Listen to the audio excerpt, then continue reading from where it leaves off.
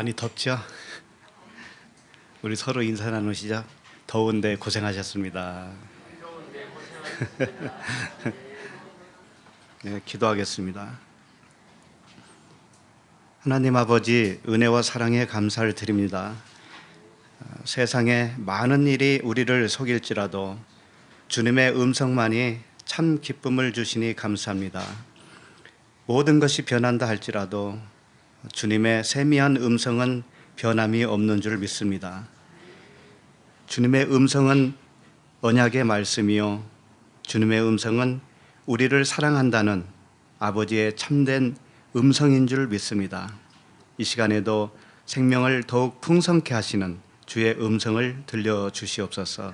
예수 그리스도 이름으로 기도드립니다. 아멘.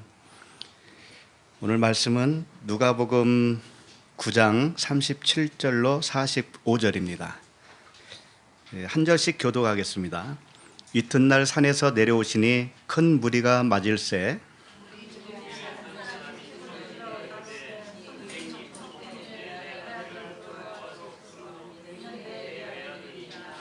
귀신이 그를 잡아 갑자기 부르짖게 하고 경련을 일으켜 거품을 흘리게 하며 몹시 상하게 하고야 겨우 떠나가나이다.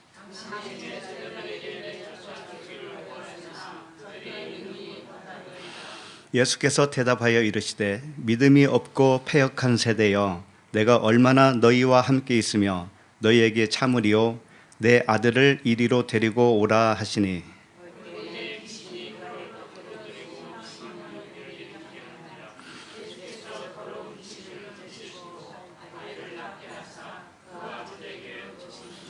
사람들이 다 하나님의 위엄에 놀라니라. 그들이 다 그 행하시는 모든 일을 놀랍게 여길새 예수께서 제자들에게 이르시되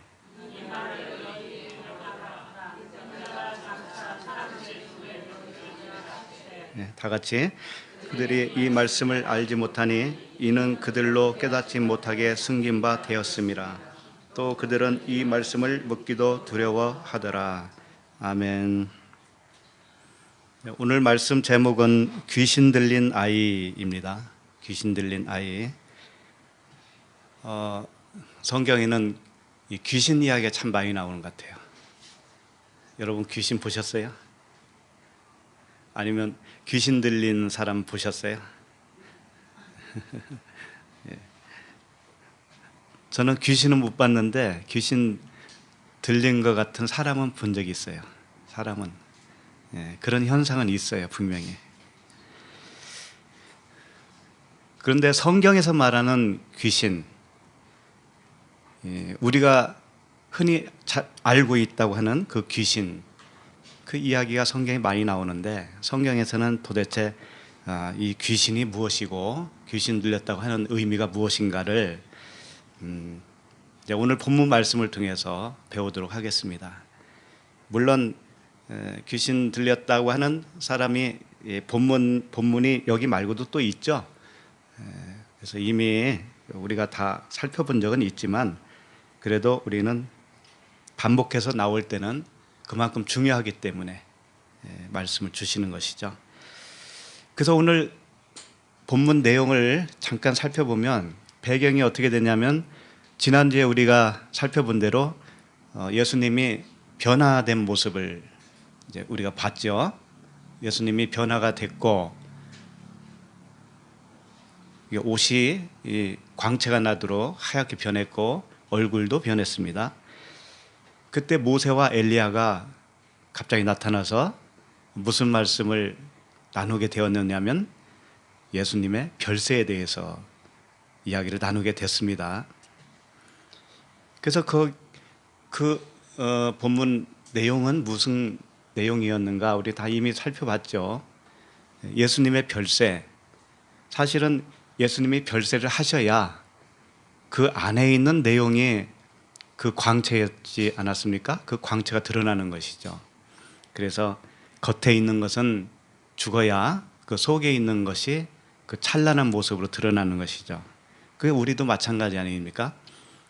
그런 그 변화산상에서 제자들과 함께 그런 일들이 있은 후에 이제 오늘 내려온 겁니다. 그 산에서 내려왔어요. 산에서 내려왔는데 내려오니까는 어떤 일이 발생했느냐. 어떤 아이가 귀신이 들렸는데 제자들이 그 귀신을 내쫓지 못하고 끙끙대고 있었던 그 모습이었어요. 그래서 마치 무엇과 같으냐면 모세가 시내산에 올라가서 그 율법을 받았죠. 그리고 돌판에 십계명을 새겨서 그 돌판을 들고 왔더니 산에서 내려왔더니 무슨 일이 있었어요? 이스라엘 백성들이 금송아지를 만들어 놓고 거기서 날뛰었죠. 오늘 내용이 꼭 그런 것과 비슷해요. 산에서 내려왔더니 귀신 들렸다 이거죠. 제자들은 그걸 쫓지 못하고 끙끙대고 있어요. 그래서 지난주까지 우리가 3일째, 언약의 측면으로 보면 3일째까지 된다고 그랬죠. 오늘 말씀은 이제 4일째예요. 오늘부터는 길어요. 4일째까지가. 4일째가 어디까지냐 할 것 같으면 37절이죠. 37절부터 45절까지예요. 광야에서 배우는 그런 말씀이에요.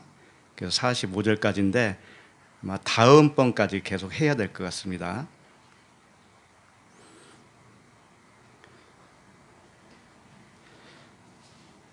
자, 그러면 오늘 본문 말씀을 좀 들어가면서 그 내용을 살펴보도록 하겠습니다. 37절 한번 다시 읽어볼까요? 이튿날 산에서 내려오시니 큰 무리가 맞을세. 여기서 이튿날이라고 그랬습니다. 그래서 변화산에서 변화된 예수님과 그 모세와 엘리야의 대화, 이런 일이 있은 후에 그 다음 날 이튿날 내려왔다 이거죠. 산에 내려왔다. 그럼 예수님의 그 별세에 관한 말씀을 듣고 내려온 겁니다. 그리고 나서 내려오니까는 누가 기다리고 있냐면 큰 무리가 기다리고 있는 거예요. 무리는 오합지졸이에요. 오합지졸. 그러니까 사실상 이런 이 무리라고 표현된 것들은 뭐냐면 아직 그 은혜와 진리 안에 온전히 들어가지 못한 상태의 사람을 그려주고 있는 거죠. 이제 광야의 시작이에요. 시작. 그래서 무리가 그 예수님과 제자들을 맞는 거예요. 그러니까 쉽게 말하면 이거예요. 광야의 삶은 구원은 받았습니다만은 주님과 온전한 연합이 이루어지지 않은 상태예요. 아직도 내가 주인인 상태, 그 상태가 광야의 삶이에요. 그래서 무리라고 이렇게 표현을 하는 겁니다. 그래서 이제 넷째 날 광야의 삶이 시작된다. 드디어 돌판이 이제 깨진다 이거죠. 시내산에서 돌판을 들고 왔는데 이 첫 번째 돌판이 깨져야 되는 거예요. 무엇을 의미하게 할까요? 그것이 겉의 것이 깨어져야 된다 이거죠. 겉의 것이 깨져야 돼. 근데 왜 겉의 것이 먼저 오느냐 이거죠. 먼저 오느냐. 이것을 귀신 들리는 것으로 우리에게 표현해 주고 있어요. 귀신 들리는 거예요. 우리가 하나님의 말씀을 받았다면 귀신 들린 겁니다.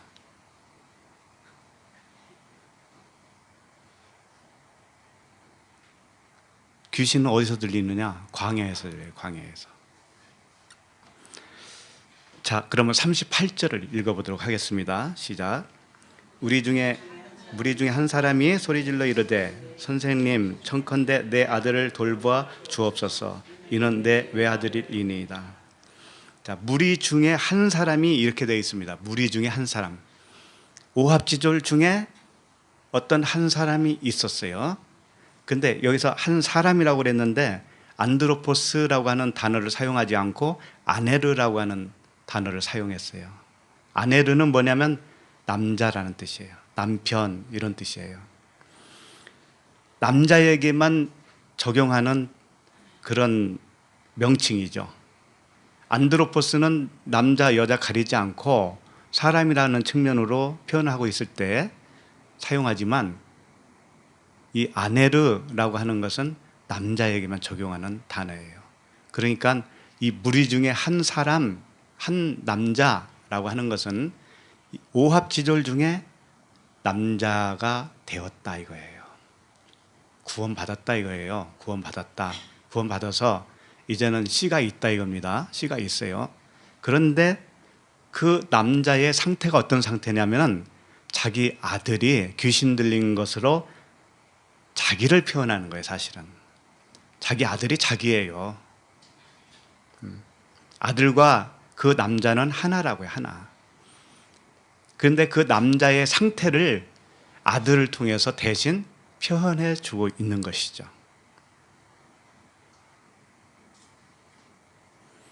엄마가 아들을 키우고 있는데 아들이 아프면 어떻게 돼요? 엄마의 마음이 좋아요? 아파요? 엄마의 마음도 아프잖아요. 똑같다고요. 그런 이치란 말이에요. 말하자면.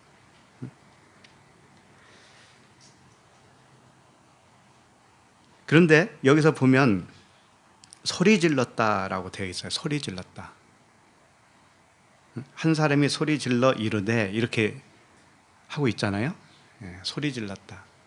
이 소리 질렀다라고 하는 명칭이 보아오라고 하는 단어예요. 보아오. 그런데 39절을 보면 부르짖게 했다라는 단어가 있죠. 부르짖다. 그러니까 소리 지르다, 부르짖다 별로 차이가 없지요. 그렇죠? 소리 지르나 부르짖으나. 그런데 단어가 달라요.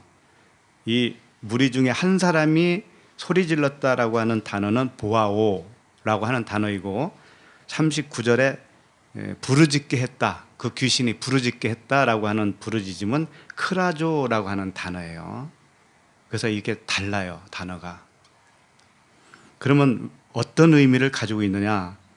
사실상 살펴보면 보아오나 크라조나 별 차이는 없어요.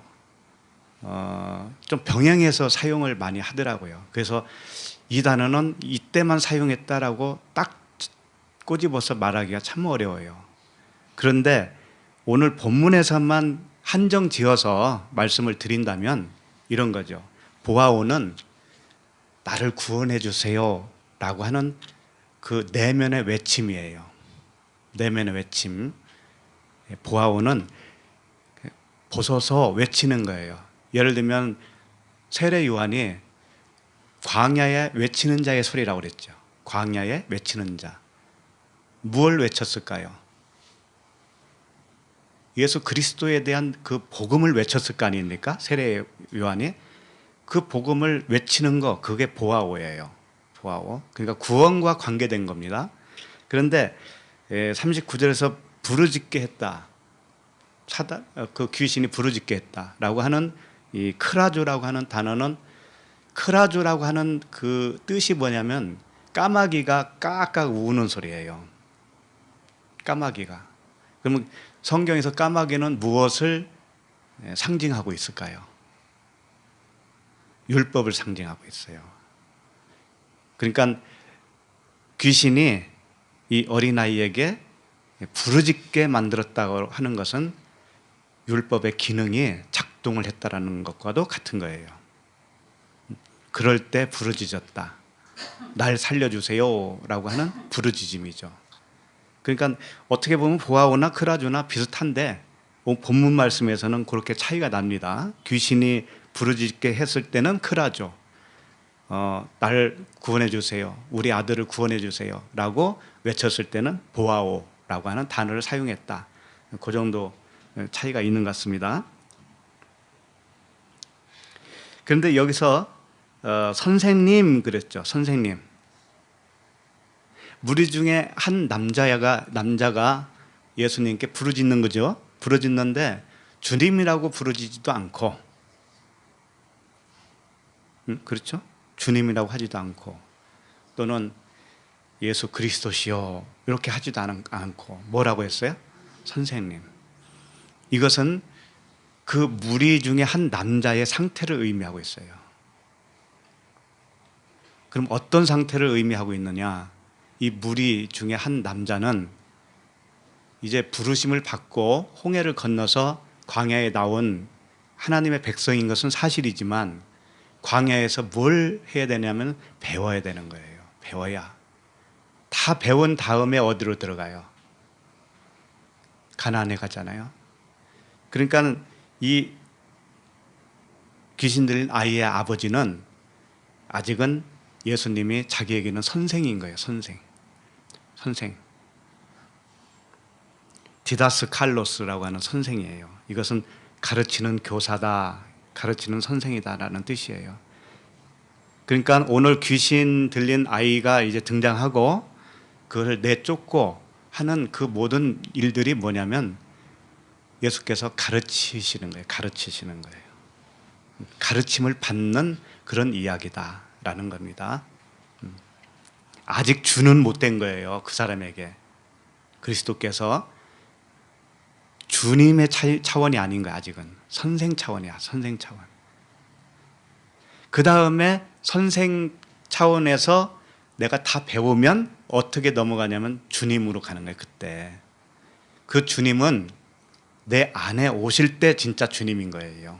밖에 계시면 주님이 아니고 선생이에요. 그런 차이가 있다라는 거죠.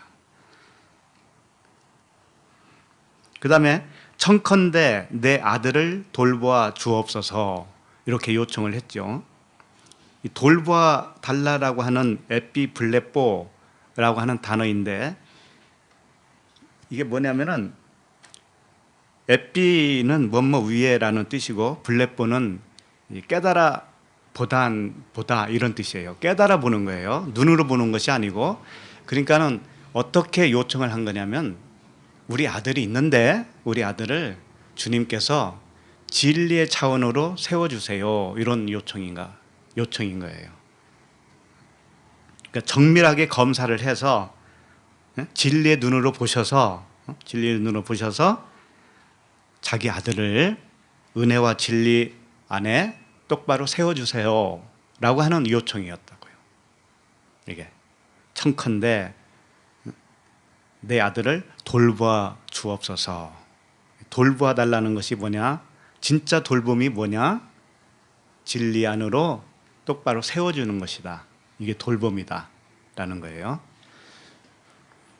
그 다음에 이는 내 외아들이니이다 그랬습니다.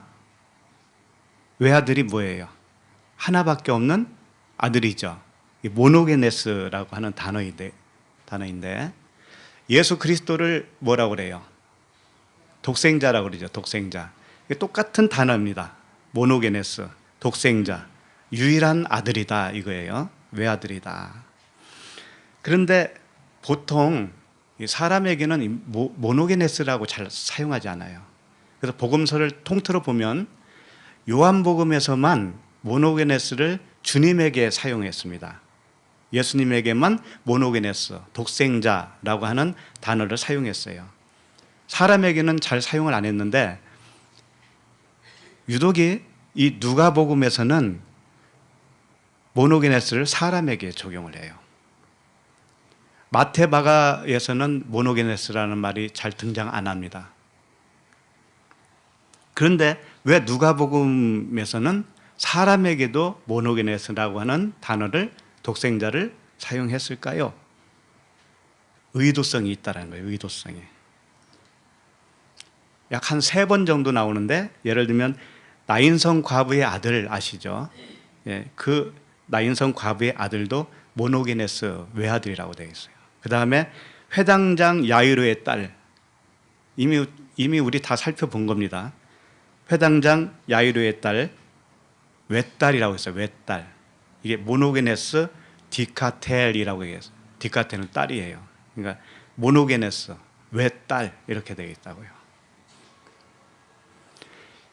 누가복음에서는 누가가 이 외아들, 외딸, 이 하나밖에 없는 아들, 하나밖에 없는 딸을 모노게네스라고 의도적으로 붙인 이유는 우리가 진리 안에 하나님의 백성으로 세움을 받으면 우리 자신들이 다 뭐예요? 모노게네스라는 거예요. 모노게네스. 독생자라는 거예요. 독생자라고 하는 뜻은 문자적으로는 하나밖에 없는 아들이라고 하는 측면이 되지만 왜 하나밖에 없는 아들이라고 했느냐면 진리 하나 또는 그 은혜와 진리 하나, 그리스도 하나, 언약 하나, 그 사랑 하나, 그 하나의 아들이다 이겁니다. 한 사람밖에 없는 아들이라는 뜻이 아니고 하나의 진리 측면으로 되어진 아들이라고 하는 거예요. 그것을 모노게네스라고 하는 거죠. 그런데 가장 우리를 대표로 해서 가장 앞선 분이 누구냐면 큰 대제사장이신 예수 그리스도께서 독생자로 먼저 오신 거예요. 우리보다 먼저 오신 거예요. 아니 2000년 전에 오셨는데요. 아브라함은 몇 년 전인데요. 아브라함은 4000년 전인데요. 그럼 예수님이 아브라함보다 나중에 오셨는데 왜 제일 먼저 왔다고 그래요?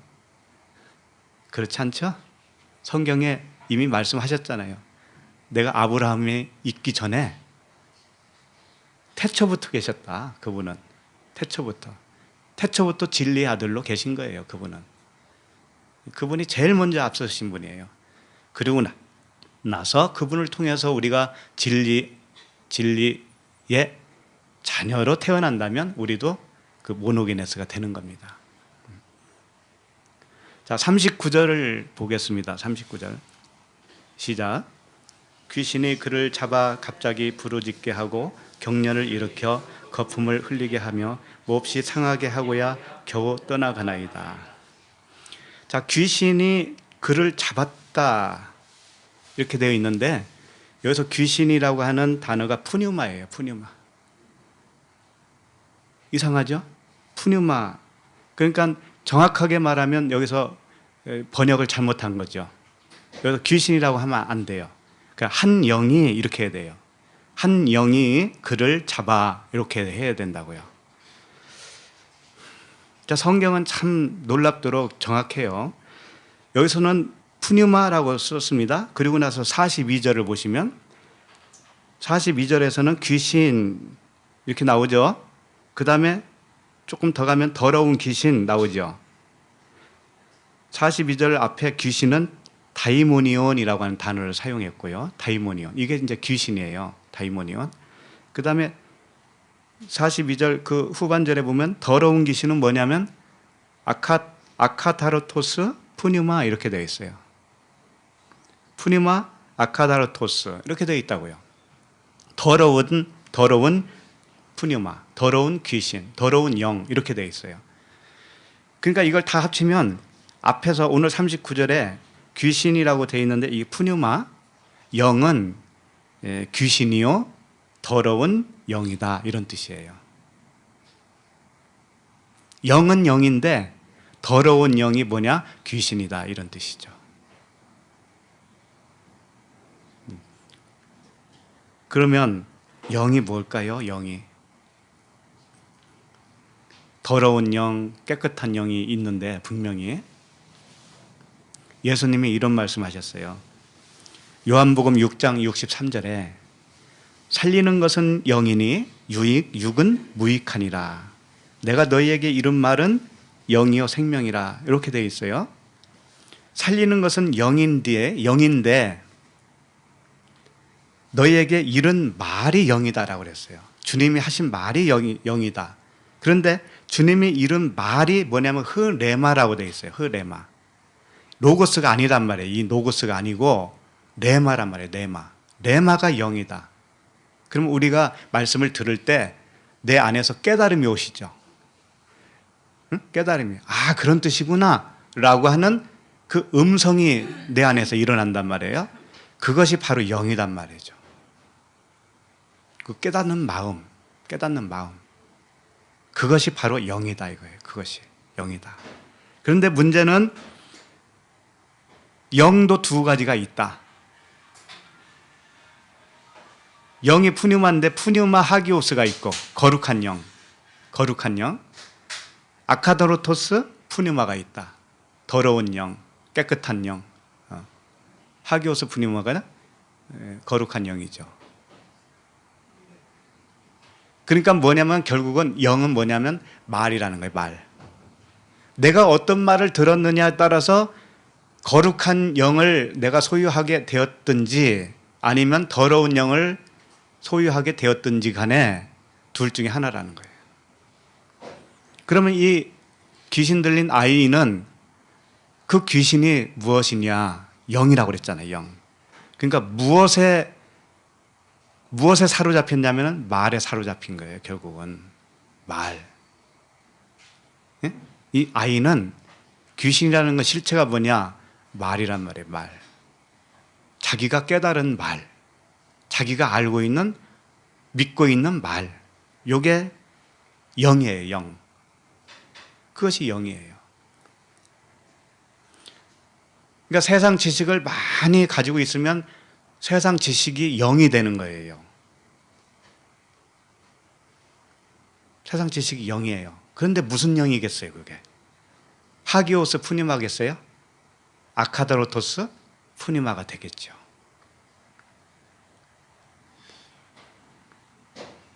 그래서 사도행전, 여기 잠깐 볼까요? 사도행전 17장 18절. 어떤 에피쿠로스와 스토아 철학자들도 바울과 쟁론할세 어떤 사람은 이르되 이 말쟁이가 무슨 말을 하고자 하느냐 하고 어떤 사람은 이르되 이방신들을 전하는 사람인가 보다 하니 이는 바울이 예수와 부활을 전하기 때문이로라. 예수와 부활을 사도 바울이 전했어요. 전했는데 그 말을 알아들었을까요? 못 알아들었을까요? 이 사람들이 못 알아들었어요.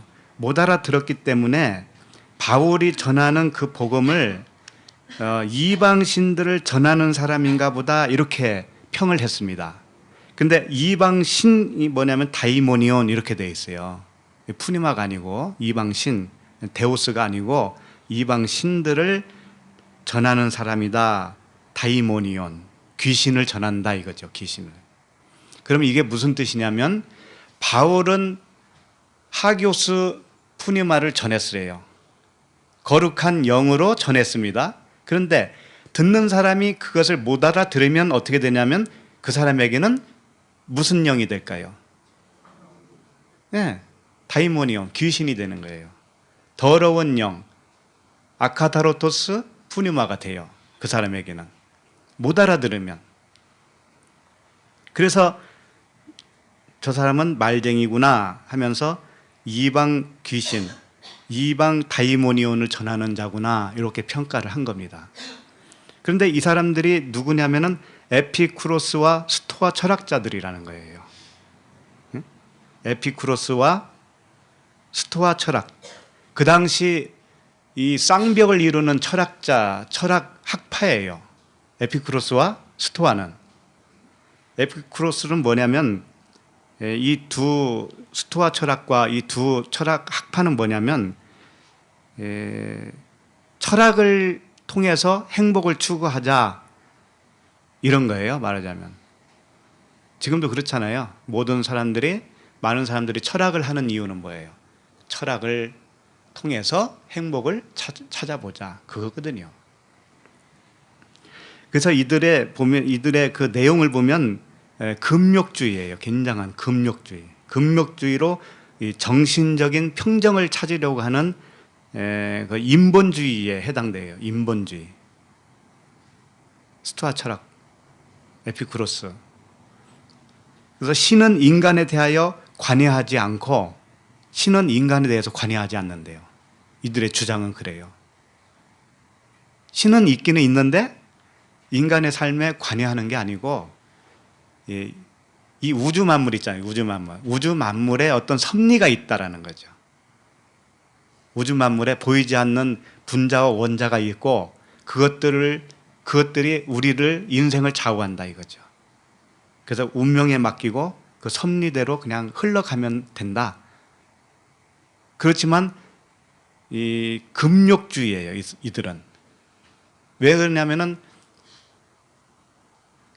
뭐라 그럴까요? 굉장한 그 인간 윤리 도덕 이것들을 잘 지켜야 그 우주에서 우리들을 보호해 준다. 우주가 보호해 준다. 이런 식이에요. 말하자면. 스토아라고 하는 그 철학은 제논이라고 하는 사람이 시작을 했다고 그래요. 근데 왜 스토아라고 그랬냐면, 스토아라고 하는 뜻이 뭐냐면 이 주랑이라고 하는데 앞에는 기둥이 있고 뒤에는 벽이 있는 그런 그 광장 있죠, 광장. 큰 건물. 그런 데서 이 설파를 한 거예요, 설파를. 그때는 오디오가 없었을 거 아니에요. 그러니까 뒤에 벽이 딱 있어야 소리가 앞으로 잘 나갈 거 아니에요. 그 앞에는 기둥, 뒤에는 벽. 그래서 스토아라고 하는 이름을 지었다고 그래요.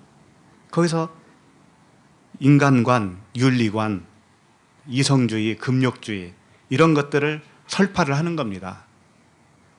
그런 것들이 다 무엇이냐? 그것을 듣고 배우잖아요, 사람들이. 그리고 그 가르침에 따라서 살고 있잖아요. 그게 뭐냐? 귀신이에요, 귀신. 그게 다이모니온이라고, 그게. 그런 것들이. 오늘날도 기독교와 다른 종교들을 짬뽕해요, 짬뽕. 그래서 우주 만물 뭐 이런 이야기를 자꾸 하는 이유가 뭐냐면 굉장히 넓어 보이잖아요. 그런 말을 하면. 이게 다 철학에서 온 거예요, 철학에서. 성경 말씀은 딱 한 절로 끝나버려요. 예수 그리스도와 십자가예요. 그거밖에 없어요. 그래서 바울의 복음을 알아듣지 못하면 그 자체가 자기가 귀신인 거예요, 자기가. 그런데 성경에서 말하는 이 귀신은, 예수님과 관련된 이 귀신은 목적이 있어요.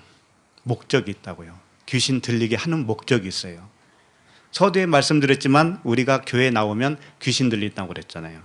그것이 하나님의 목적이에요. 과정 속에서 필수적으로 있는 겁니다, 그것은. 자, 그러면 서서히 그건 알아보도록 하겠습니다. 39절을 읽겠습니다. 귀신이, 다시 한번 읽을게요. 귀신이 그를 잡아 갑자기 부르짖게 하고 경련을 일으켜 거품을 흘리게 하며 몹시 상하게 하고야 겨우 떠나가니이다. 자, 귀신의 특징은 뭡니까? 여기서 말하는 귀신의 특징. 첫 번째는 갑자기 부르짖게 한다는 거죠. 두 번째는 경련을 일으켜요. 세 번째, 거품을 흘리게 해요. 네 번째, 상하게 합니다. 몹시 상하게 해요. 이것이 귀신이 하는 특징이에요. 특징. 귀신의 특징. 그런데 왜 갑자기 발작을 일으키게 할까요? 귀신은. 우선 요거부터 생각을 해봅시다. 귀신 들리면 왜 갑자기 부르짖게 만들고 경련을 일으키게 하고 이렇게 발작을 일으키게 할까요? 평소에는 아무 문제가 없어요. 평소에는 아무 문제가 없어 보입니다. 우리 사람들 이렇게 보면. 그런데 왜 갑자기일까요? 갑자기.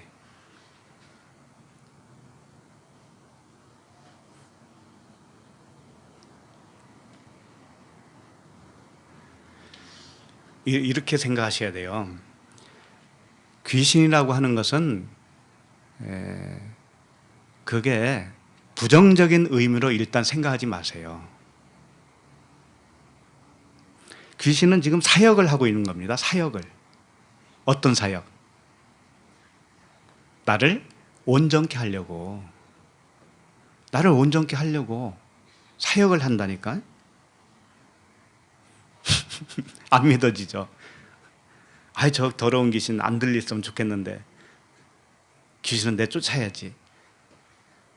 그렇게 생각하시지만 물론 쫓아지는 거예요. 쫓아져요, 결국은. 그런데 귀신은 우리가 생각하는 그런 그 몸달 귀신이 이런 게 아니라고요.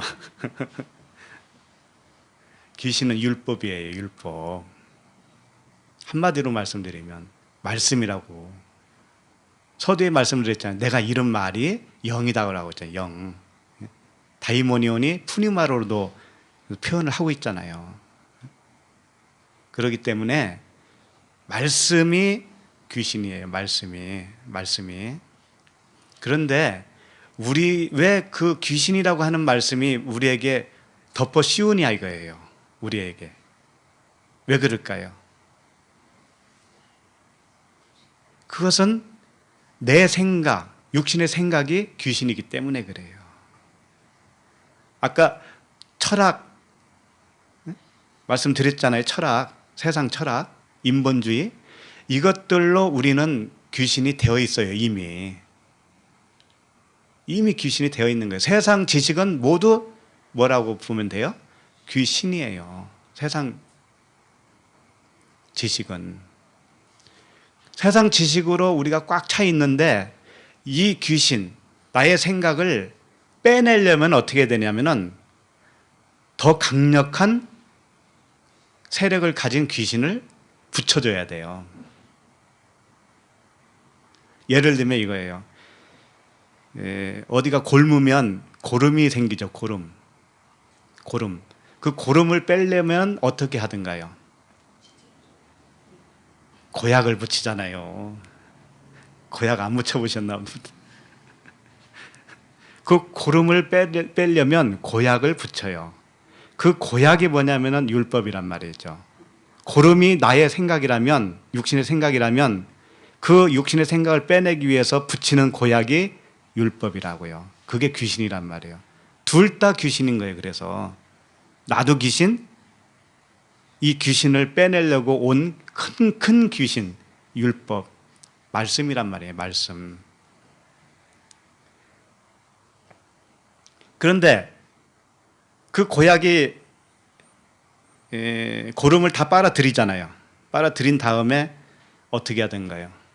고름만 버리나요? 고약도 버리나요? 다 같이 버리잖아요. 고름만 버리고 씻어내고 다시 고약을 다시 쓰든가요? 아니잖아요. 같이 버리잖아요. 그러니까 귀신이 나갈 때 내 생각을 가지고 나가는 거란 말이에요. 무슨 말씀인지 알겠죠? 그러니까 귀신이 들려야 돼요? 안 들려야 돼요? 들려야죠. 그러니까 교회에 오면 귀신에게 들리는 겁니다.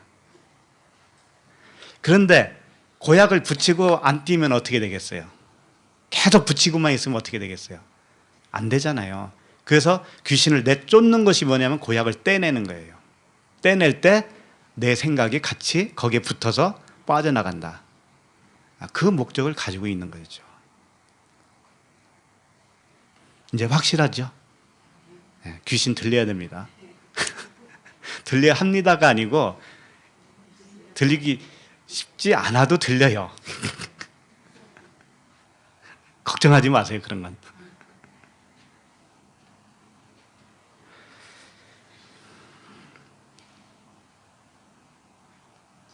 자, 그러면 귀신이 하는 일이 네 가지가 여기서 나왔는데 부르짖게 합니다. 일단 귀신이 들리면 부르짖게 해요. 부르짖다. 아까 크라조라고 말씀드렸죠? 이 까마귀 울음소리라고 하는 겁니다. 까마귀는 율법을 의미하고요. 이 표면적인 문자적인 의미, 문자적인 소리를 의미하고 있는 거죠. 그것이 부르짖게 만들어요. 그러니까 처음 우리가 교회 다니면서 통성기도도 많이 하고 부르짖잖아요. 이게 어디서 왔느냐면 귀신 들려서 하는 겁니다. 왜? 문자로 알았으니까. 안 그랬습니까? 문자로 알았기 때문에 그렇게 열심히 부르짖고 하면 하나님이 잘 들어주시는 것으로 생각을 합니다. 하나님이 귀가 없으신가? 큰 소리로 해야 더 잘 들린다고 하시죠. 그렇다고 입술로 기도하면 안 된다 그런 말씀을 드리고 싶은 건 아니에요. 통성으로 하고 싶을 때는 하세요. 그냥 속으로 하고 싶으면 하시고, 그런 형식을 말씀드리는 것이 아니라 잘못 알고 하는 모든 것들을 지적하고 싶은 거예요. 문자적인 의미로 말씀을 오해하고 있으면 오해한 행동이 나올 수밖에 없잖아요. 예. 그렇게 한다 이거죠. 이 귀신은 그렇게 한다 이거죠. 그 다음에 두 번째, 경련을 일으킨다. 경련을 일으키게 한다. 이게 스파라소라고 하는 단어예요. 이게 뭐냐면 찢는다, 쥐어뜯는다 이런 뜻이에요. 찢어버려요. 결국은 율법이 왜 찢는다라고 하는 의미를 가지고 여기서 표현을 하고 있냐면은, 율법은 결국 무엇을 하기 위해서 우리에게 오느냐면 할례를 주기 위해서, 회개를 하게 하기 위해서, 죄를 깨닫게 하기 위해서잖아요. 죄를 깨닫게 하기 위해서 그 율법이 주어지기 때문에 찢어요. 마음을 찢는다고요. 결국은 율법대로 해보니까는 안 된다라는 거 알잖아요. 결국은. 예? 그것은 안 된다는 거 아시죠? 그래서 마음이 찢어져요. 그때 가서 마음이 찢어져요. 최종적으로 가야 됩니다. 처음에는 그런 일이 발생하지 않아요. 그런데 경련이 일어날 때가 와요. 마음이 찢어진다고. 해도 이건 끝이 없구나. 할 수 없는 것이었구나. 라고 하는 것을 알게 될 때가 오죠. 그 다음에 세 번째, 거품을 흘리게 한다. 거품. 아프로스라고 하는 단어인데 거품을 흘리게 해요. 거품, 물거품, 개거품, 거품 종류도 여러 가지지만 거품은 소위 말해서 무엇을 의미하고 있죠? 거품은 그 안에 실체가 없는 거잖아요. 거품 속에는 아무것도 없잖아요. 그러니까 그의 말은, 율법으로 주신 그 겉의 말은 그 말씀은 거품이다 이거죠. 실체가 없어요. 내용이 없어요.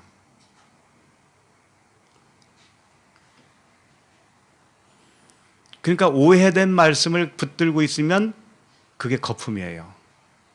근데 거품을 이렇게 흘린다라고 하는 건 뭐냐면 이제 깨닫는 거죠. 아하, 내가 잘못 알고 있었구나. 이게 이제 흘리는 거예요. 거품을 흘려보내는 거예요. 응?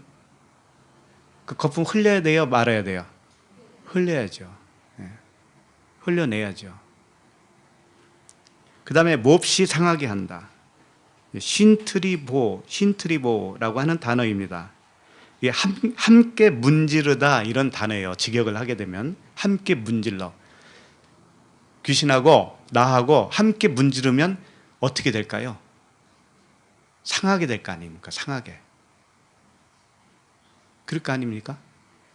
그래서 몹시 상하게 된다, 박살낸다 이런 뜻이에요.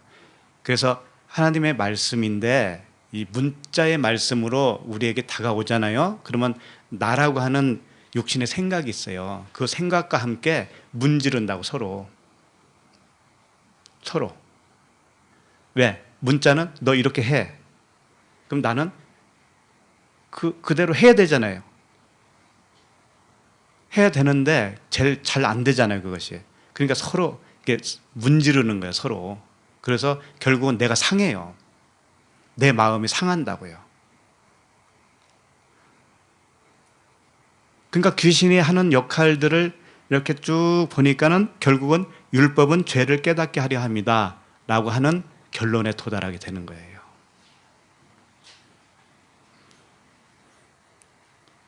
그런데 계속 놔두면 안 되죠. 율법 아래에 우리가 계속 있으면 율법으로 죄는 깨달았지만 거기서 어떻게 헤어나와야 되는데 안 되잖아요. 그러니까 누가 오셔야 돼요? 주님이 오셔야 되잖아요. 주님이. 거기서 우리를 꺼내주려면은. 그래서 예수님에게 그 귀신 들린 아들을 데리고 가는 거예요. 자, 40절 읽겠습니다. 시작. 당신의 죄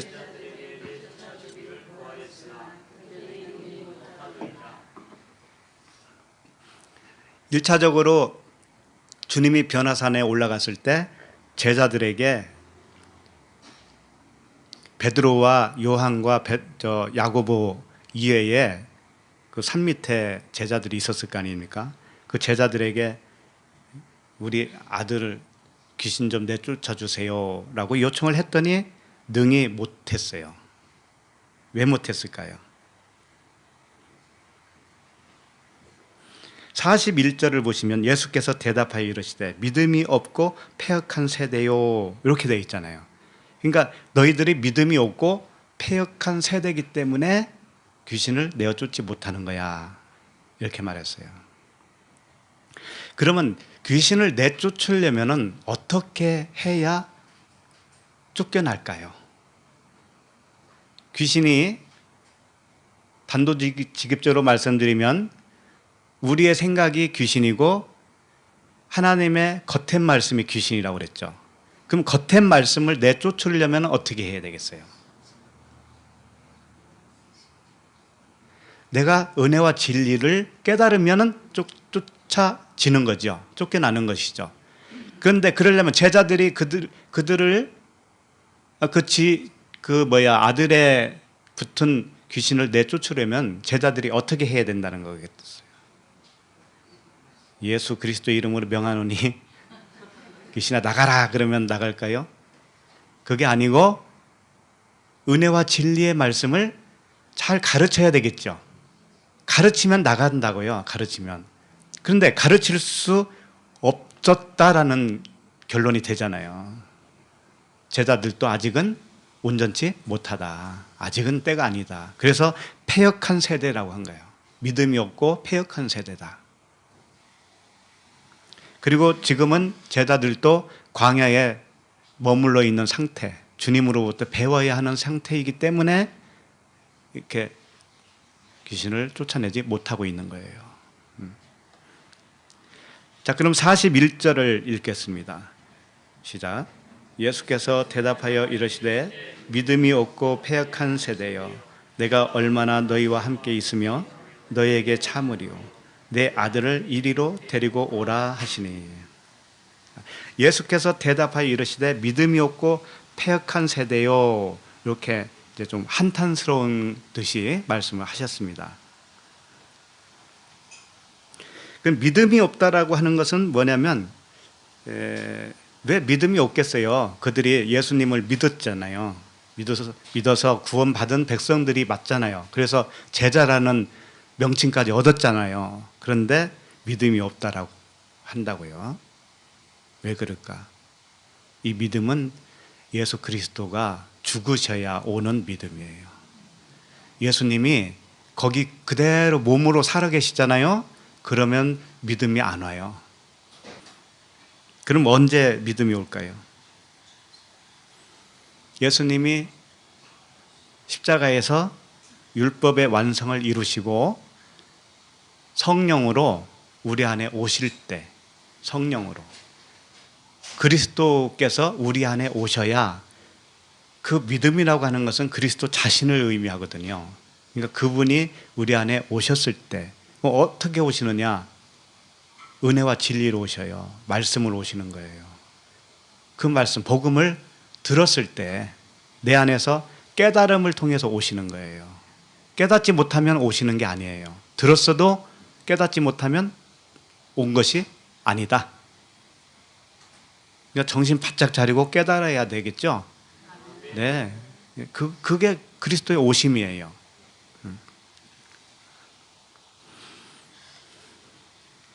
그 패역한 세대라고 그랬는데, 패역이라고 하는 건 뭐냐면 디아스트레포라고 하는 단어인데 왜곡되다 그런 거예요. 왜곡되었다.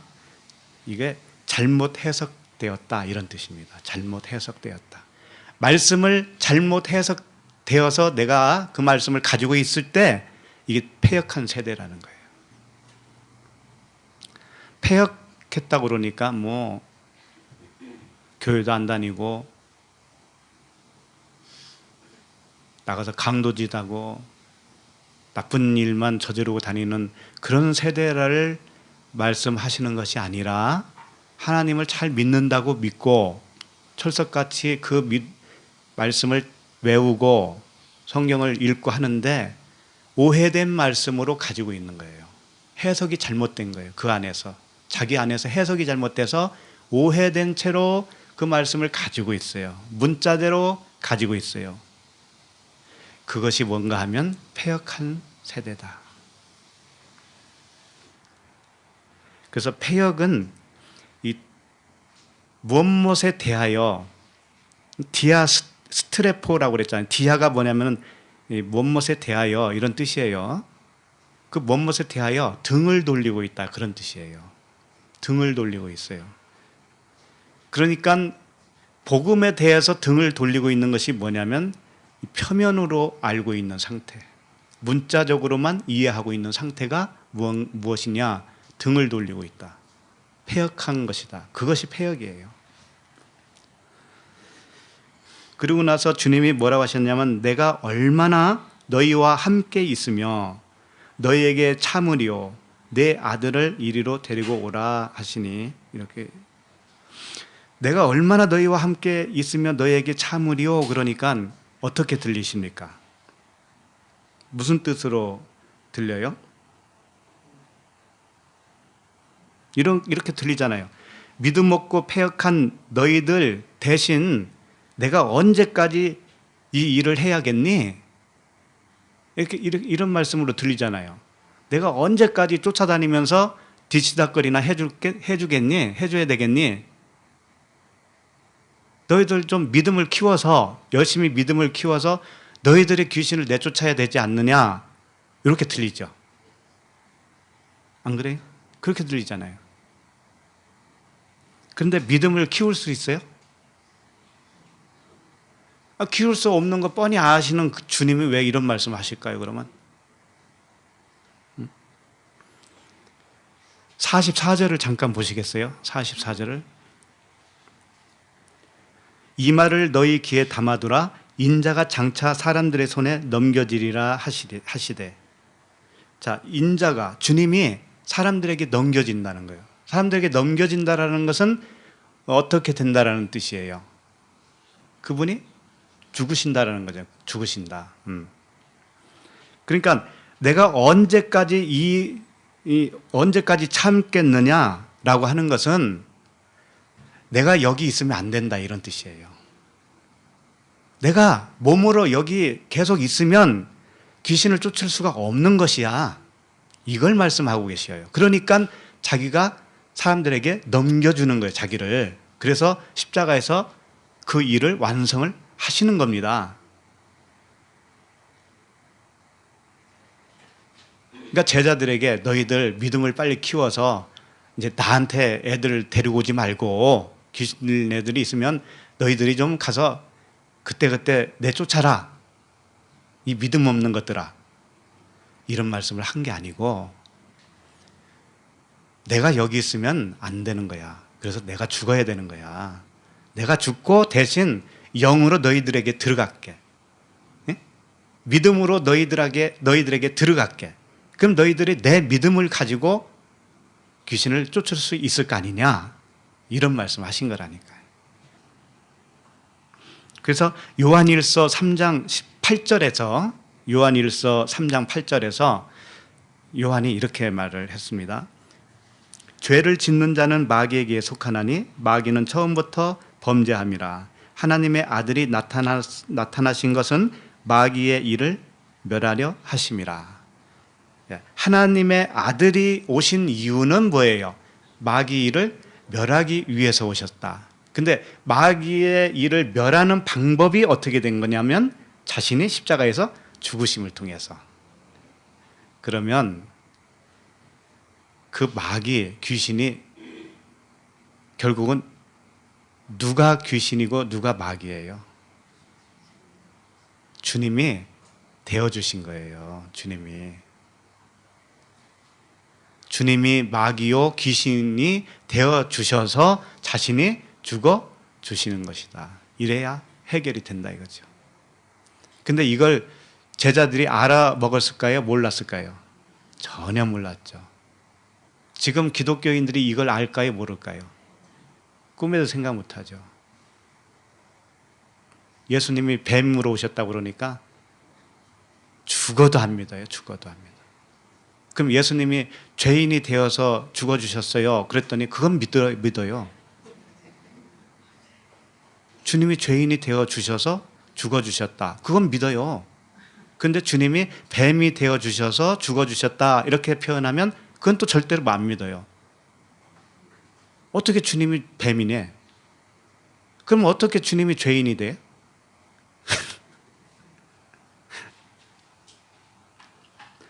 근데 지금 세대뿐만이 아니고요. 이 말씀 속에서 그게 나타난다니까요. 한번 보자고요. 42절을 읽겠습니다. 시작. 이때에 귀신이 그를 거꾸로 뜨리고 심한 경련을 일으키게 하는지라. 예수께서 더러운 귀신을 꾸짖으시고 아이를 낫게 하사 그 아버지에게 도로 주시니. 자, 어린 아이를 예수님에게 데려오는데 그 아이가 올 때에 그랬어요. 올 때에 귀신이 그를 거꾸로 들인다고 그랬죠. 예수 그리스도 앞으로 간다라고 하는 것은 뭐냐면 진리 앞으로 가는 겁니다. 진리 앞으로 가는 거예요. 진리 앞으로 가면 갈수록 율법이 복음으로 변하는 겁니다. 그러면 어린아이는 처음에는 귀신, 그 율법이 자기를 장악했는데 결국 귀신이 떠나가게 된다라는 거죠. 예수님 앞으로 오면 떠나간다는 건 뭐냐면 그 안에서 복음으로 바뀐다라는 의미예요. 그 아이 측면에서는 아이 안에서 복음으로 바뀌어요. 그것을 어떻게 표현했느냐? 거꾸로 틀었다라고. 거꾸로 틀었다. 생각을 해보세요. 사람을 정말 이렇게 거꾸로 틀리고 그랬을까요? 이런 단어를 쓰는 이유가 다 있단 말이에요. 진리란 말이에요. 이게. 거꾸로 틀리면 뭐예요? 처음에는 율법으로 있다가 이걸 다시 뒤집었다라는 거잖아요. 복음으로. 응? 율법으로 있다가 뒤집은 거예요. 복음으로. 그래서 거꾸로 틀렸다. 흐레그님이라고 하는 단어이거든요. 거꾸로 틀렸다. 이것은 깨뜨리다, 파괴하다 이런 뜻인데 마치 돌판을 깨뜨린 것과 같은 거예요. 율법의 돌판을. 첫 번째 돌판을 모세가 던져서 깨뜨렸잖아요. 그런 의미의 단어다. 그러니까 율법과 복음이 이제는 이렇게 바뀌어진 거예요. 거꾸로 바뀌어진 거예요. 예수님이 앞으로 오니까 그런 일이 이제 최종적으로 발생을 한 거죠. 그 다음에 심한 경련을 일으키게 하는지라 그랬습니다. 심한 경련이 일으킨다고 하는 것은 그 속에서 막 빠져나가는 거죠. 잘못된 것들이 빠져나가면서 흔들리는 거예요. 심하게 흔들리는 거예요. 근데 여기서 보면 예수께서 더러운 귀신, 이 아카다로토스 푸뉴마예요. 더러운 귀신을 꾸짖으시고 이렇게 되어 있죠. 꾸짖다. 그러면 꾸짖으시고라고 했으니까 어떻게 했을 것 같아요, 주님이? 응? 이놈 못된 귀신아, 더러운 귀신아, 이 어린아이에게서 나가라. 그랬을 것 같죠? 네, 꾸짖으시고 이 단어가 뭐냐면 에피티마오예요. 에피티마오. 에피 플러스 티마오예요. 에피는 뭐냐면 뭐뭇 위에라는 뜻이에요. 우리가 흔히 에피 성령 그렇게 표현도 하지요. 에피 성령은 내 위에 있는 성령, 내 안으로 들어오지 않고 N 성령이 되지 않은 상태, 밖에서 성령께서 나를 이끌어가는 상태, 이게 광야의 삶이거든요. 에피, 뭐뭐 위에. 그리고 티마오는 뭐냐면 높이 평가하다 이런 뜻이에요. 존경하다, 공경하다 이런 뜻이에요. 그러니까 꾸짖는다는 것을 어떻게 높이 평가하고 존경하고 공경한다는 단어를 썼을까? 말이 안 되죠. 꾸짖는다.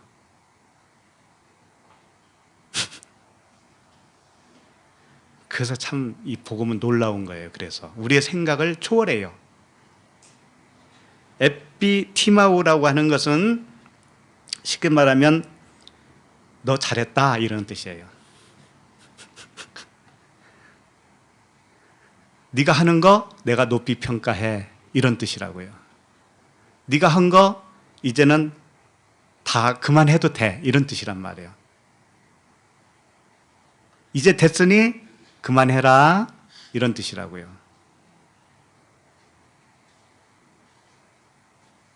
이 더러운 귀신아, 네가 한 일 있지? 그거 내가 높이 평가해. 이제 끝났어. 그만해. 그럼 된 거 아닙니까? 이게 꾸짖었다, 이렇게 표현한 거라니까요. 왜 그만해도 되느냐면 내가 죽을 거니까. 주님이 그런 거예요. 내가 대신 죽을 거니까 너는 이제 그만해도 돼. 진리로 바꿔지면 그 율법이 은혜와 진리로 바꿔지면 율법의 마침이 일어나는 거죠. 율법의 완성이 일어나는 것이죠. 그것이 귀신이 나간 거죠. 그러니까 주님이 어떻게 평가하냐면 네가 이제 율법의 기능, 죄를 깨닫게 한 거 네가 잘했어. 이제 끝났어. 이제 그만해. 이렇게 한 거란 말이에요. 이게 꾸짖었다.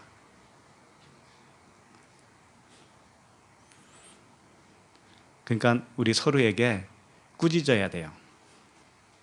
꾸짖는다는 건 뭐냐? 높이 평가해 주는 겁니다. 높이 평가. 당신이 나를 찔렀는데 당신이 나를 찌른 덕분에 내가 발각됐어요. 그러니 당신이 이제 한 거 다 했습니다. 그러니 내가 높이 평가해요. 이게 꾸짖는 거라니까. 이제 꾸짖는 것을 좀 다르게 좀 표현합시다, 우리. 고상하게. 생각을 해보세요. 막 꾸짖는다고 나가겠어요? 더 성질만 돋구지.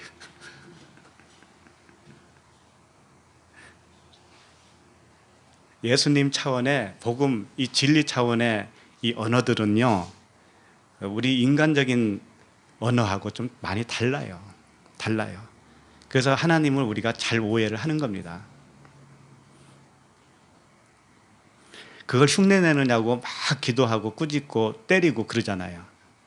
때리면 나간다고 그래가지고.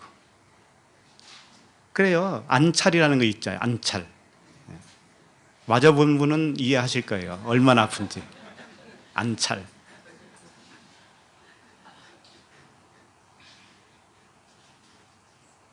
자, 이 말씀들이 오늘 본문 말씀이 마태복음에도 있고 마가복음에도 있어요.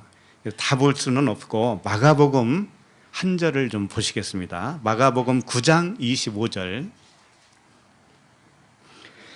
마가복음 9장 25절에 보면 읽어볼까요? 시작.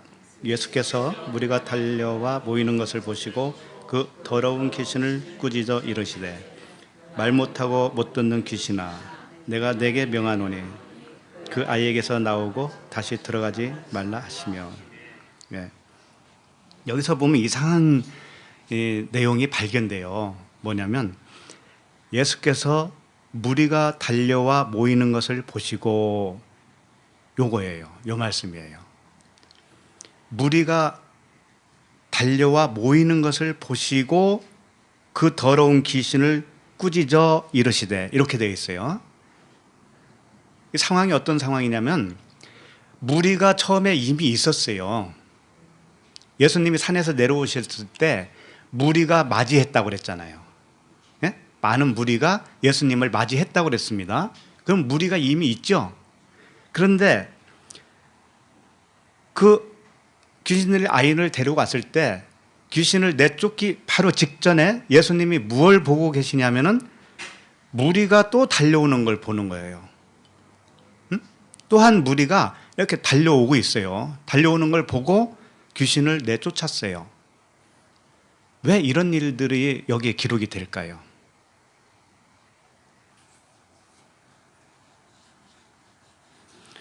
이게 무리가 달려와 모이는 것이라고 되어 있습니다. 이게 단어가 달려와 모인다. 이게 단어가 뭐냐면은 에피신트레코라고 하는 단어예요. 에피신트레코. 무슨 의미냐면은 무엇에 더하여 함께 달려온다, 이런 뜻이에요. 그러니까 무엇에 더하여 뭐냐면 이미 무리가 와 있잖아요. 그러니까 무리에게 더하여, 이미 모인 무리가 있는데 이미 모인 무리에게 더하여 함께 달려온다, 이런 뜻이에요.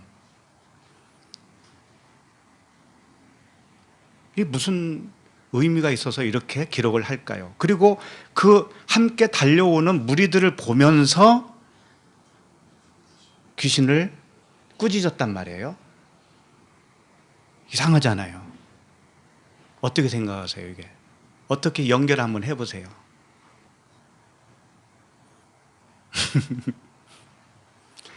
무리는 오합지졸이라고 그랬잖아요. 무리. 예수님을 온전하게 진리로 알아보지 못하는 상태, 그리스도를 은혜와 진리로 알아보지 못한 상태, 그것이 뭐냐면 육신의 생각이에요. 육신의 생각. 근데 육신의 생각이 무리라고 표현을 한 거라면 또 한 무리가 달려와요. 또 한 무리가 달려오는 그 무리는 뭐겠습니까? 이미 설명을 다 드렸거든요. 율법이라고 그랬잖아요. 하나님의 말씀. 내 육신의 생각을 빼내기 위해서 하나님의 말씀을 우리에게 더한다고 그랬잖아요. 그러니까 율법은 가입했다라는 표현들을 하는 거예요. 가입했다. 중간에 가입했다. 율법이 어디서 주어졌습니까? 시내산에서 주어졌잖아요. 시내산. 그런데 시내산에서 율법을 주기 이전에도 율법이 있었다. 애굽 자체가 율법이거든요. 모세 자체가 율법이거든요. 그러니까 이 육신의 생각 자체가 율법이에요. 그게 무리라고 표현했을 때 또 한 무리가 달려온다라는 것은 율법이 나에게 더 씌워지는 거예요. 씌워지는 거예요. 그러면 오늘 사건과 어떻게 이게 매치가 되느냐면, 어린아이가 있었죠. 어린아이가 우리라면, 육신의 생각이라면 거기에 귀신이 들렸죠. 그 귀신이 들린 것이 뭐예요? 무리가 달려온 것과 같은 이치란 말이에요. 그것을 이렇게 이중적으로 가르치고 계시다니까 얼마나 친절하신지. 무리가 있는데 또 한 무리가 달려오는 것이 뭔지 알아? 어린아이가 있는데 귀신이 씌운 거하고 똑같은 거야. 네가 육신의 생각으로 살고 있는데 거기에 율법을 더한 것이 같은 이치로 표현한 것이야. 그런 거란 말이죠. 자, 그런데 계속 보시면 예수께서 무리가 달려와 모이는 것을 보시고 이제 꾸짖는 것이죠. 꾸짖어 이러시되 말 못하고 못 듣는 귀신아, 이렇게 되어 있어요. 여기서는 누가복음에서는 이런 말씀이 생략되어 있는데 마가복음에서는 말 못하고 못 듣는 귀신아 그랬어요. 그러면 말 못하고 못 듣는 귀신이라고 했는데 귀신도 단어가 푸뉴마예요. 푸뉴마. 그러니까 귀신 들린 영은 뭐냐면, 푸뉴마는 뭐냐면 말을 못 알아듣는 영, 이걸 말하는 거였어요. 진리로 알아듣지 못하는 영, 그것이 뭐냐? 귀신이다 이거죠. 너의 상태. 그리고 말 못하는 것, 복음의 말을 못해, 복음을 전할 줄을 몰라. 이것이 뭐예요? 귀신 들린 벙어리, 말 못하는 귀신, 말 못하는 푸뉴마다 이거죠. 말 못하는 영. 그러니까 말귀를 들어야 말을 할 수 있습니다. 말을 못하는 것은 못 들었기 때문에 말을 못하는 거예요. 벙어리가. 이 귀가 안 들렸기 때문에, 말을 들은 적이 없기 때문에 자기 말을 못하는 거예요. 근데 들으면 말을 하게 돼요. 들으면. 그래서 다른 것이 아니에요. 이 귀신이라는 것은. 내가 귀신이었고 이 귀신을, 나라고 하는 육신의 생각을 고치기 위해서 귀신의 모습으로 오셔서, 그분이 귀신의 모습으로 오시는 거예요. 진짜 귀신이라는 것이 아니에요. 그 모습으로 오셔서 나와 하나가 되어서 죽어주시는 거예요. 십자가에서 죽어주시는 거예요. 그 일이 우리 안에서 일어나는 겁니다. 우리 안에서 각자가 같이 죽는 거예요.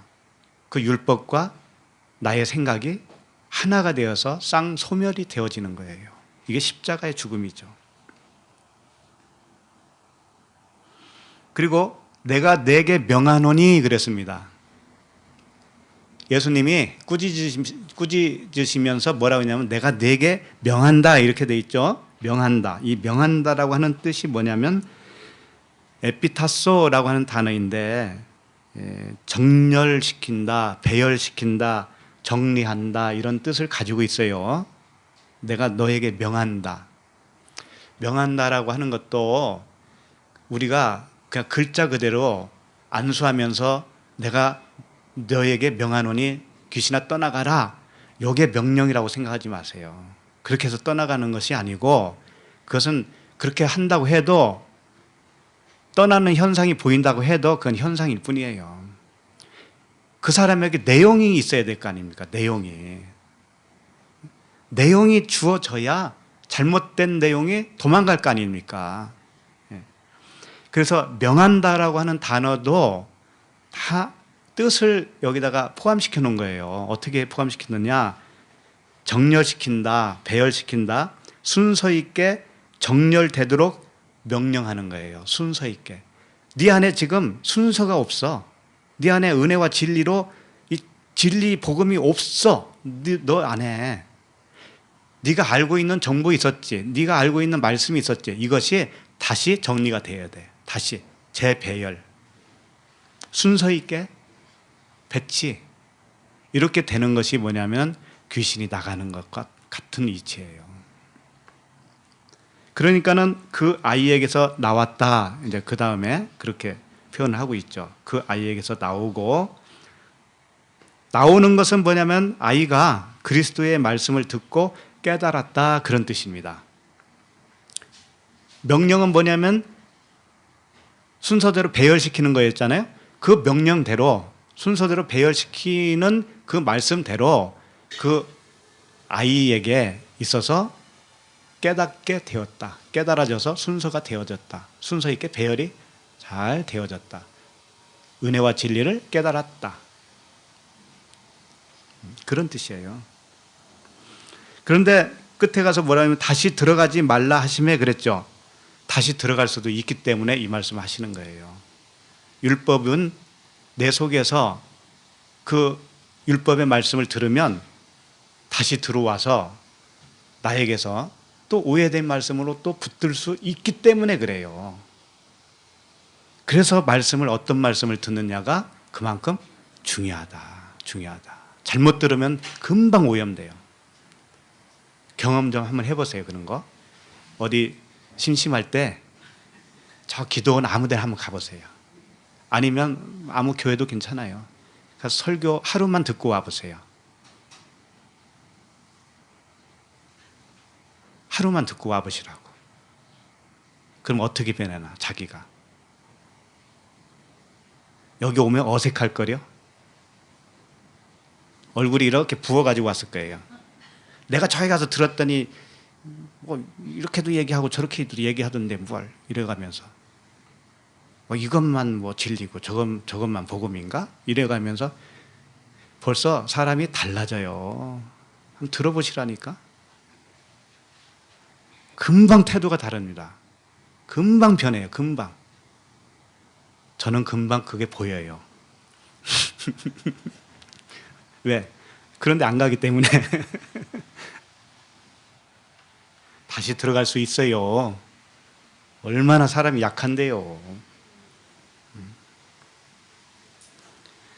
자, 43절을 읽겠습니다. 누가복음. 시작. 사람들이 다 하나님의 위엄에 놀라니라. 그들이 다 그 행하시는 모든 일을 놀랍게 여길세. 예수께서 제자들에게 이르시되. 자, 말씀을 선포하신 분은 예수 그리스도시죠. 예수님이셔요. 그런데 그 안에서 행하심은 누가 하느냐면 하나님이 하셔요. 데오스, 하나님이. 그래서 하나님의 위엄의 논란이라 그러죠. 예수님의 위엄에 놀랍다라고 하지 않잖아요. 그렇죠? 하나님의 위엄에 놀랍다 이렇게 표현을 하죠. 예. 말씀은 우리가 선포도 할 수 있고 가르칠 수도 있습니다. 그러나 우리 각자 안에서 역사하시는 분은 누구예요? 하나님이셔요. 그래서 하나님의 위엄에 놀라는 겁니다. 사람에게 있지가 않아요. 아무리 명설교가가 설교를 잘한다고 한들 그것을 듣는 사람에게 변화가 일어나려면 그 안에서 역사하시는 하나님의 은혜가 없으면 안 된다라는 거예요. 그래서 행하심이라고 되어 있는데 이게 포이에오예요. 포이에오. 창조라는 거예요. 창조. 하나님이 그 안에서 창조하신 것을 보면서 놀란 거죠. 놀란 거예요. 자, 44절을 읽겠습니다. 이 말을 너희 귀에 담아두라. 인자가 장차 사람들의 손에 넘겨지리라 하시되. 자, 귀신을 다 내쫓고 나서 하시는 말씀이 뭐냐면 자기의 죽음을 여기서 말씀을 하고 계신다니까요. 그렇다면 왜 이런 말씀 뒤에 자기가 죽어야 된다라고 하는 말씀을 덧붙일까요? 왜 이 사건 뒤에 그 말씀을 하실까요? 무슨 연관이 있길래? 이미 설명드렸지만 주님은 그 율법으로 오셨거든요. 그 귀신으로 오신 거예요. 되어주시는 거예요. 자기가 되어주셔서 내가 죽어줄 거야. 그래야 너희들이 낫는 거야. 이것을 표현해주고 있기 때문에 그래요. 근데 이 말을 너희 귀에 담아두라 이거죠. 내가 죽어야 되는데 사람들에게 넘겨서 내가 죽을 거야. 이 말씀을 너희 귀에 담아두어 이런 거죠. 근데 이 말을 할 때는 노고스예요. 여기서는 노고스.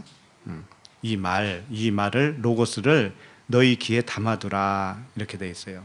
담아두라고 하는 단어가 티데미인데요. 티데미는 뭐냐면 이 기초를 놓는 걸 말하는 거예요. 어디다가 이렇게 놓는 것, 기초를 놓고 두는 것, 그리고 배치하는 것, 배열하는 것 이런 뜻이에요. 떡상을 이렇게 배열해 놓죠. 성전을 보면 여러 가지가 있잖아요. 물두멍도 있고 촛대도 있고 떡상도 있고 있죠. 이런 것들이 배열을 해놨죠. 이런 것들이 가르쳐주는 의미가 있을 거 아닙니까? 자, 그런 의미로 내가 하는 말을 일단 너는 담아두어. 그런데 담아두기는 해도 이해를 할까요? 모를까요? 처음에는 이해를 못하는 거예요. 이해를 못하니까 일단 담아두어 그러는 거야. 아직은 잘 모르지만 기억해두라. 그리고 나서 주님이 요한복음 14장 26절에서 어떤 말씀을 하셨냐면 이런 말씀 하셨어요. 요한복음 14장 26절에 보혜사 곧 아버지께서 내 이름으로 보내실 성령 그가 너희에게 모든 것을 가르치시고 내가 너희에게 말한 모든 것을 생각나게 하리라. 일단 귀에 담아두라라고 하는 의미는 아직은 너희들이 내가 하는 말을 다 이해 못할 거야. 그렇지만 보혜사 성령을 보낼 때가 있단다. 내가 십자가에서 죽고 성령으로 부활하면 그리스도로 부활하면 너희들에게 그 성령 보혜사가 갈 건데 그때는 너희들이 그 귀에 담아둔 거 있죠. 로고스로 담아둔 거 그것이 생각나게 될 거야. 생각나게 될 거야. 생각난다라는 것은 기억이 난다라는 의미보다는 그 진의를 알게 될 거야. 그런 뜻이에요. 그러니까 이렇게 배열해 놨는데 이게 뜻이 무엇인지를 잘 몰랐는데 나중에 성령께서 조명해 주시니까 아, 이게 이런 뜻이었네 라고 깨닫게 될 거야. 진짜 의미를 알게 될 거야. 그런 뜻이에요. 그때까지 기다려. 그러는 거죠. 그러니까 주님이 오신 이유는 마귀의 일을 멸하려고 오셨다라고 했잖아요. 그러니까 주님이 십자가에서 죽으심은 뭐냐면 자기가 마귀가 되어서 죽어주시는 거라니까요. 자신이 율법의 돌이 되어서 깨어지는 것이죠. 율법의 조문을 자기가 육체로 찢어 주시는 거예요. 그래서 거기 안에 우리가 갇혀 있다가 나올 수 있는 것이죠. 그렇지 않으면 우리가 귀신 들린 채로 괴로움을 당하면서 살 거 아닙니까? 율법 아래에서 문자대로 행하면서 살 거 아닙니까? 그죠? 그 얼마나 괴로운 거예요. 거기서 해방시켜주기 위해서 주님이 죽어주셨다. 왜? 공짜로 열어줄 수는 없기 때문에. 누군가가 대가를 치러야 되는데 그걸 주님이 대가를 치러주셨다. 이거죠. 자, 마지막 45절을 읽겠습니다. 시작. 그들이 이 말씀을 알지 못하니 이는 그들로 깨닫지 못하게 숨긴 바 되었습니다. 또 그들은 이 말씀을 묻기도 두려워하더라. 네. 자, 이 말씀을 알지 못한다고 그랬죠. 아직은 이 말씀을 로고스라고 안 하고 흐레마라고 되어 있어요. 레마. 그러니까 주님이 내가 사람들에게 넘겨져서 내가 장차 죽을 건데 이런 말씀을 하셨잖아요. 근데 이 제자들은 그 무슨 뜻인지를 알아먹지를 못한 거예요. 못했는데 그것이 흐레마로 알아들어야 이제 알아듣는 거거든요. 근데 그들이 이 말씀을 알지 못하니, 이 흐레마로 알지 못하니 이는 그들로 깨닫지 못하게 숨긴 바 되었습니다. 또 그들이 이 말씀을 묻기도 두려워하더라. 왜 두려워하기까지 했을까요? 이들이 깨닫지 못하는 것도 못하고 또 물어보지도 못해. 왜 그럴까요? 주님이 죽는다고 하니까는 엄청난 사건 아닙니까? 그렇죠? 그러니까 이 마가복음 9장 32절에서는 제가 읽어드립니다. 오늘 그 병행 구절에서는 이 말씀까지 있어요. 마가복음 9장 31절에 보면 이는 제자들을 가르치시며 또 인자가 사람들의 손에 넘겨져 죽임을 당하고 죽은 지 3일 만에 살아나리라 라는 것을 말씀하셨기 때문이더라. 이래서 두려웠다 이거죠. 내가 사람들의 손에 넘겨져서 죽임을 당하고 3일 만에 다시 살아난다. 이 엄청난 말씀을 하니까는 제자들이 이게 도대체 무슨 말씀이야?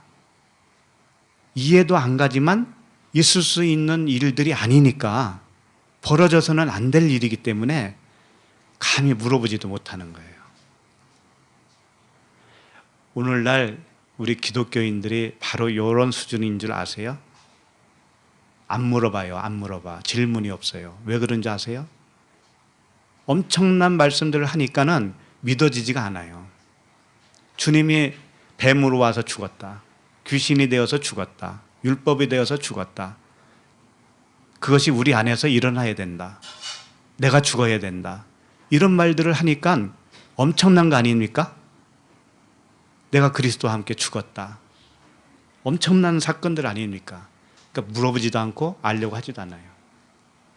나 이대로 살 거야. 나 예수 믿어. 나 천국 갈 거야. 땡. 더 이상 말하지 마. 더 이상은 괴로워. 두렵거든요. 그래서 갈라디아서 3장 23절에 이런 말씀을 하고 있습니다. 믿음이 오기 전이라고 하는 것은 그리스도께서 오시기 전이에요. 우리한테 오시기 전에 우리는 율법 아래에 매인 바 되고 그리스도께서 믿음으로 우리 안에 오시기 전까지는 율법 아래에 매인 바 되고 계시될 믿음의 때까지 갇혔느니라. 계시될 믿음의 때까지는 결코 열어주지 않아요. 그러니까 오늘 말씀대로 깨닫지 못하게 숨긴 바 되었다라고 되어 있죠. 숨긴 바 되었다. 이게 계시가 아직 열리지 않았다. 계시는 언제 오느냐? 믿음이 올 때. 믿음이 그리스도의 말씀을 타고 우리에게 오실 때, 강림하실 때, 이것이 계시의 믿음이다 이거죠. 계시의 믿음. 열려야 할 수 있는 말씀들이에요. 열리지 않으면 알아듣지 못하는 말씀이다. 그리스도의 죽음이 무엇을 의미하는지를 도대체 모른다. 그러니까 그분이 모든 걸 다 가져가시는 거예요. 질병을 고칠 때도 그분이 질병을 자기 몸으로 흡수해 가시는 거예요. 고약이 고름을 흡수하잖아요. 다 빨아들이잖아요. 그것만 기억해도 오늘 수지 맞는 거죠. 고름이 누구예요? 육신의 생각. 그러니까 그분을 죄인으로 정하시고, 그분을 뱀으로 죽게 하시고, 그분을 귀신과 마귀로 죽게 하시고, 그분이 세상 임금으로 죽으신 거예요. 그렇게 해서 우리가 나음을 얻는 겁니다. 자, 마태복음 11장 25절을 제가 읽어드리고 마치도록 하겠습니다. 마태복음 11장 25절에 보면, 그때에 예수께서 대답하여 이르시되 천지의 주제이신 아버지여, 이것을 지혜롭고 슬기 있는 자들에게는 숨기시고 어린 아이들에게는 나타나심을 감사하나이다. 이런 말씀이 있어요.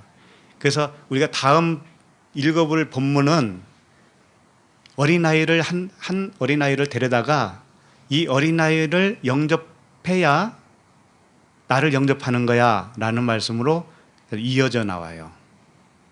왜 그러냐면은 어린아이가 귀신 들렸다가 고침을 받은 것과 이 어린아이를 세우고 이 어린아이를 영접해야 나를 영접하는 것이고, 나를 영접하는 것은 하나님을 영접하는 것이야 라고 하는 말씀으로 계속 이어져 가요.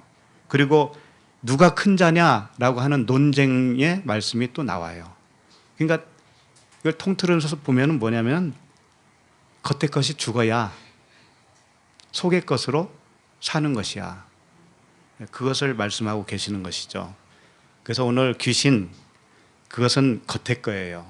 겉의 것이 속의 것으로 바꿔지면, 율법이 은혜와 진리로 바꿔지면 우리가 우리 안에 나의 육신의 생각으로 잘못된 그 생각이 완전히 바꿔지는 겁니다. 그리스도라고 하는 말씀으로 바꿔지는 거예요. 그러면 우리가 어떤 존재로 사라지느냐? 그리스도라고 하는 말씀으로 살게 되어진다. 그렇게 다 되기를 바랍니다. 우리 찬양 한 장 하겠습니다. 복음성가 이와 같은 때엔, 잘 아시는 찬양일 겁니다. 이와 같은 때엔, 이와 같은 때엔, 잘 아시죠? 예.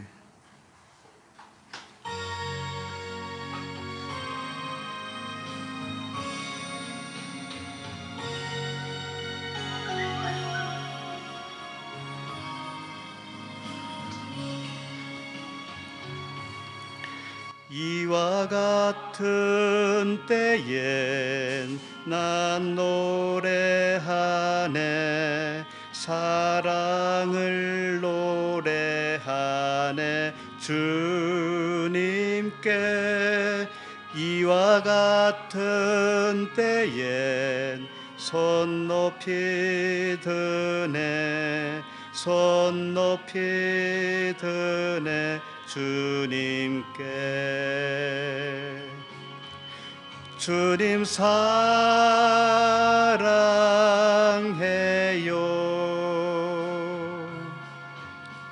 사랑해요,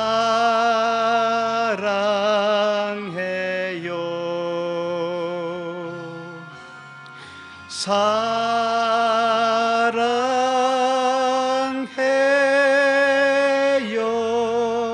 주님 사랑해요.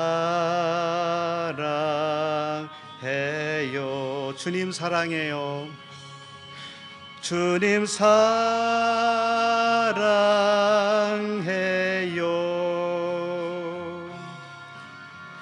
사랑해요.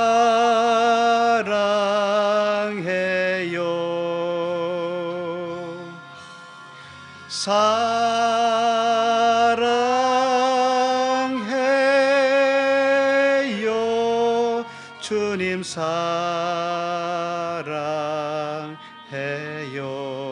다시 한번.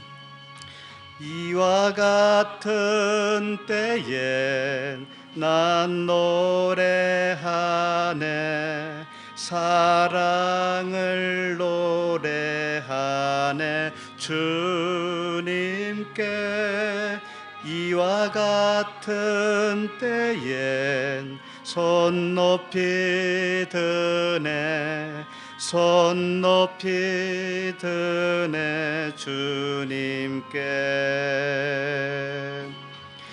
주님 사랑해요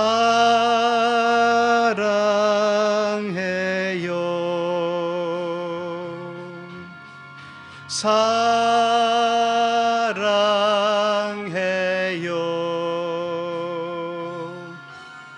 사랑해요 주님 사랑해요 주님 사랑해요 주님 사랑해요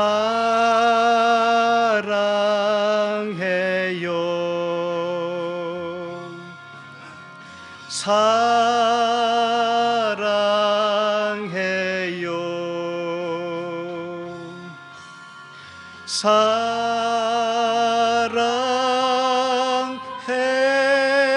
사랑해요 주님 사랑해요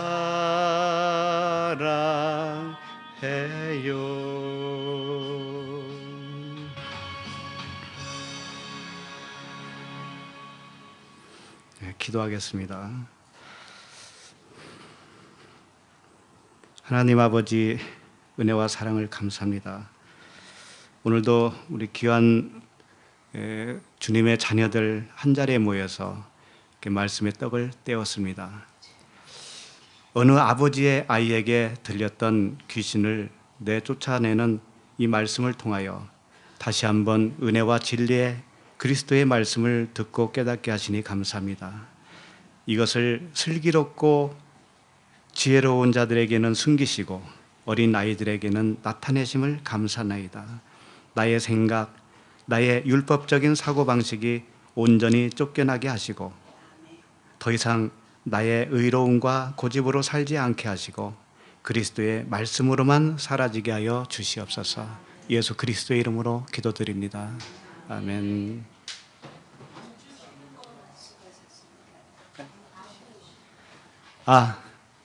네, 광고 하나 잊어버렸네요. 다음 주 수요일은 한 주 쉬겠습니다. 날씨가 너무 따뜻해서 좀 쉬도록 하겠습니다. 네.